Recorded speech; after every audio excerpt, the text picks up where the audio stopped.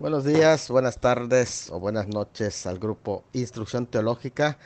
Les saluda el hermano Salomón de la Cruz desde Cozumel. Esta es la quinta semana en nuestro viaje por Medio Oriente a través de estas conferencias y en esta quinta semana vamos a tener una exposición muy hermosa del 13 al 17 de octubre sobre la importancia del templo de Jerusalén, llamado en el hebreo Beit Hamikdash, que procede de una palabra en el Antiguo Testamento, el Jekal. También se usa Bayit y Armón, que se refiere al templo, ya a la construcción, al lugar donde se reunían a ofrecer al Señor culto, y prácticamente encierra todo el sistema cúltico del pueblo de Israel.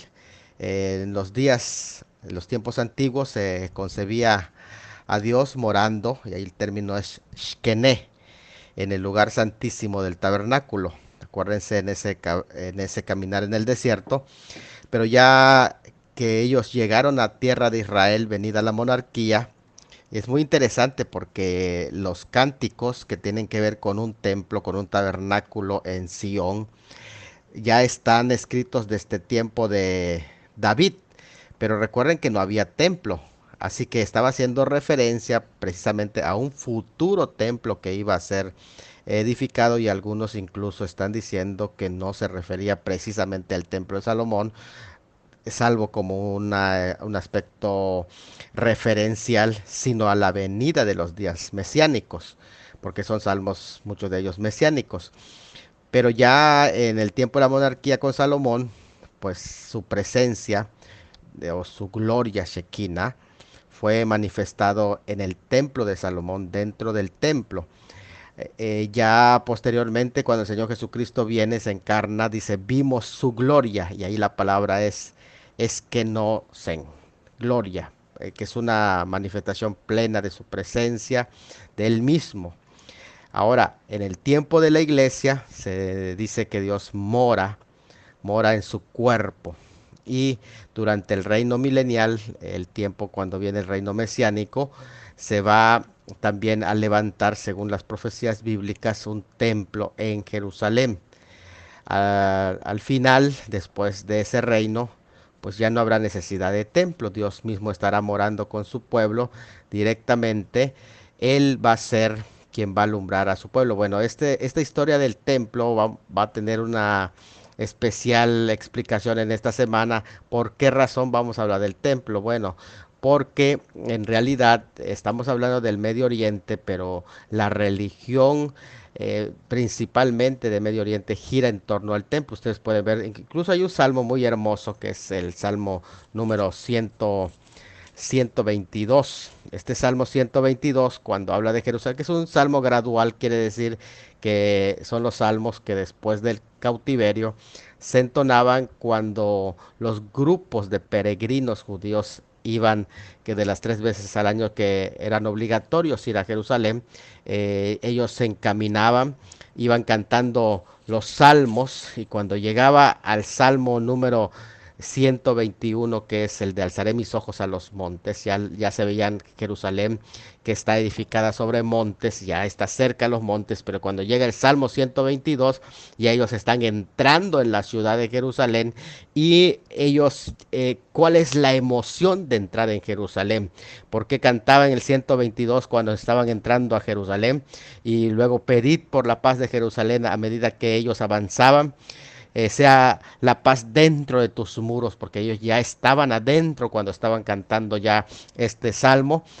Pero en el 8 dice, por amor de mis hermanos y de mis compañeros diré yo, la paz sea contigo, por amor de a la casa de Jehová nuestro Dios, buscaré tu bien, porque el culto gira alrededor del templo.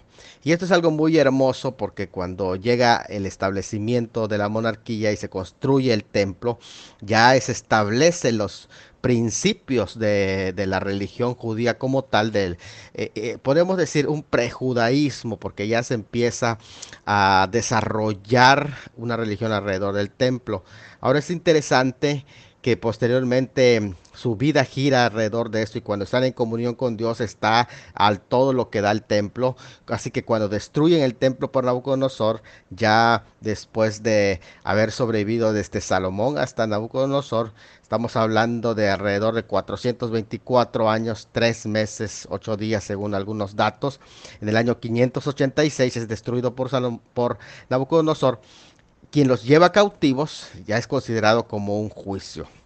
Pero en el 516 de nuevo se inaugura el templo y esto es algo tremendo. Es el segundo templo, que así se le llama, el templo que Antíoco Epífanes en el 168 iba a profanar y el mismo que iba a ampliar Herodes para ganar el favor del pueblo, solamente que las dimensiones iban a estar por fuera. ¿Por qué razón? Porque los judíos, prácticamente rabinos, los sacerdotes, no permitieron que derrumbe el templo primero, sino que construya un templo alrededor del templo ya hecho. Por eso el templo de Herodes es un radio más grande y algunos le llaman tercer templo, otros simplemente una ampliación del segundo templo porque está dentro del periodo que se le conoce como judaísmo del segundo templo.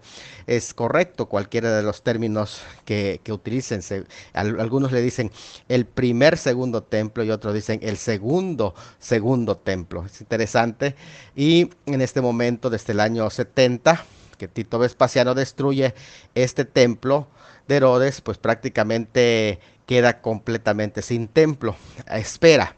¿Qué pasa ahora en el cristianismo? Porque el cristianismo nunca enfocó la construcción de templos, salvo después de un tiempo se pueden encontrar pues prácticamente una de las construcciones que fue dedicado a, al culto a Dios, que es el templo de Santa Sofía, que es prácticamente, estamos hablando del siglo IV, es uno de los primeros templos, pero inicialmente la iglesia no se reunía en templos, construcciones, después de la destrucción del templo de Salomón o de Herodes o de Jerusalén, sino que ellos se reunían en las casas y también en catacumbas. Ahora, ellos hacen una diferencia entre el templo y la iglesia, porque el templo no es la iglesia, porque Dios no habitó en templos humanos, pero sí habita en su pueblo, en la iglesia. La iglesia no son los templos, porque Cristo no está edificando templos, sino está edificando su iglesia. Pero la cuestión del templo gira en torno al judaísmo y es la razón por la que se enfoca a ello en el tiempo del milenio. Algo muy interesante que vamos a ver, incluso la relación entre sinagogas y el templo, todo esto vamos a tener algo especial y hermoso, vamos a tener momentos que tal vez digan, ah, yo no estoy de acuerdo, o sí estoy de acuerdo. ¿Saben por qué? Porque el día de hoy tenemos el inicio de esta temática a cargo de nuestro amigo y hermano Carlos Mendoza. Él es un judío, bueno, no exactamente, se le conoce como Anushim, así se llama. Anushim es de aquellos que fueron obligados por la presión, por la persecución, a dejar su fe, pero que están regresando a su fe. Y es interesante porque, pues Carlos es fotógrafo, diseñador gráfico y de web para todos aquellos que requieran un servicio. Comenzó sus estudios en judaísmo mesiánico con el rabino Isaac Shapira en el 2016, un hombre al que yo le tengo muchísimo respeto. Su agrupación es Yeshiva Shubu. Y actualmente él es responsable, Carlos es responsable de toda la infraestructura web y diseño gráfico en los ministerios Ahava Ami. Él es descendiente de los Anusim, que es lo que estoy diciendo, de los grupos que los rabinos españoles, de los, eh, podemos decir, sefardí, de la palabra, que es la palabra sefardí precisamente es de España, ¿no? Y es precisamente de los que dividen los grupos, los rabinos entre Anusim, hay dos grupos que son completamente diferentes, que se separaron y que se le llaman como apóstatas y otros que son herejes, pero los Anusim son aquellos que fueron presionados a dejar su fe, pero que lo hicieron por resguardar su vida y ellos son considerados todavía como observantes.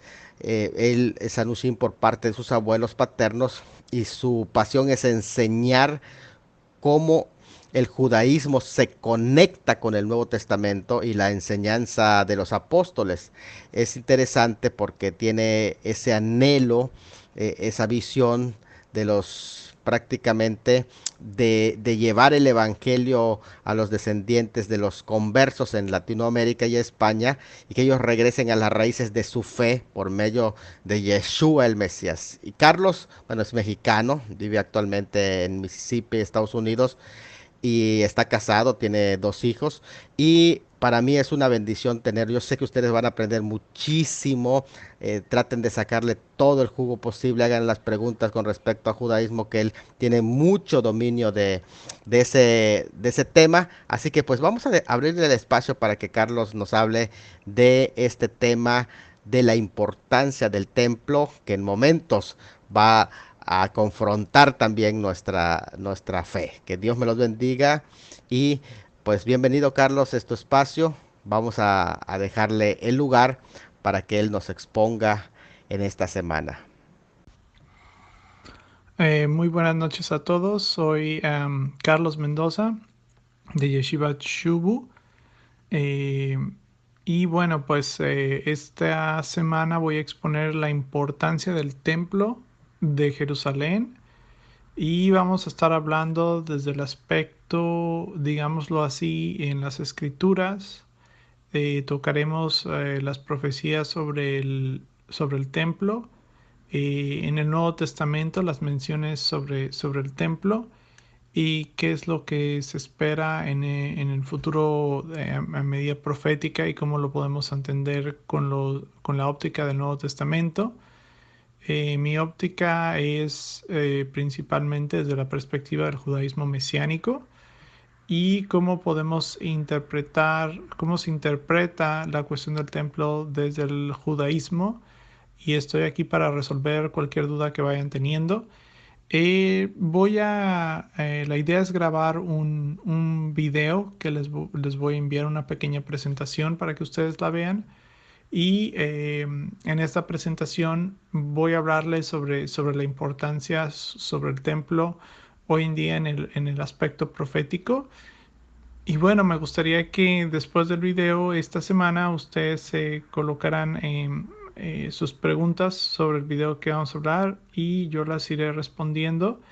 El día, digámoslo así, el día sábado por la noche tal vez responder a otras de las preguntas que se tengan y bueno, pues ir haciendo la exposición y ir resolviendo sus preguntas. Saludos a todos.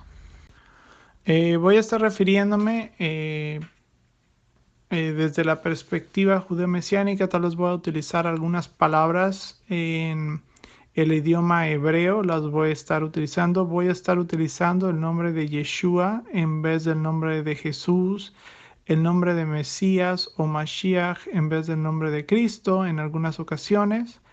Voy a tratar de dejar las frases escritas o de la Biblia, los versículos, todo eso los voy a tratar de dejar con los nombres que ustedes ya conocen, la mayoría de ustedes, como Jesús y Cristo, pero voy a estar refiriéndome como el Mesías también.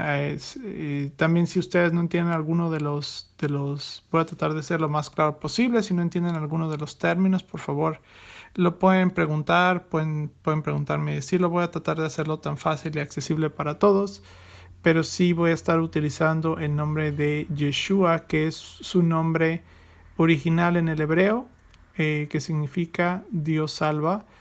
Y entonces voy a estar utilizando ese nombre, su nombre original, el cual se le dio en el libro de Mateo. Entonces vamos a estar hablando de eso. Vamos a estar hablando de la importancia del templo en cuanto a la manera profética, pero también cómo lo entendemos desde el Nuevo Testamento, qué significa cuando dice que somos templos del Espíritu Santo, qué significa eso, y si eso termina o acaba la idea de un templo físico, ya que somos templo del Espíritu Santo. Entonces voy a estar explorando esas áreas que creo que para todos son muy importantes. Es muy importante discutir esas áreas y creo que es muy relevante hoy más que nunca la cuestión del templo.